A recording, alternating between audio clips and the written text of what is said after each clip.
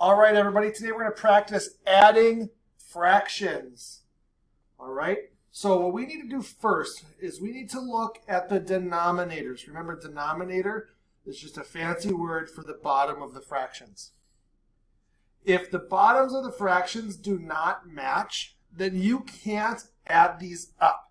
We need to make the denominators match before we can add the numerators together. Okay?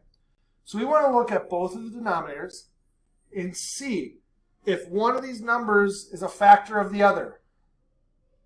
So let's look at the 2 and let's think to ourselves, can 2 go into 6 evenly? That means with no remainder.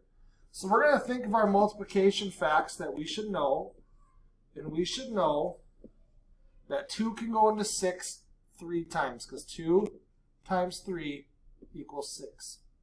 Well, if we're going to multiply the denominator by 3, then we also need to multiply the numerator by 3, because whatever we do to the bottom, you also have to do to the top. So 1 times 3 is 3. Okay. Now, both of our denominators match. We can add our numerators together. So our denominator won't change. We add the numerators. So 2 and 3 added together gives us 5. So our answer is 5/6.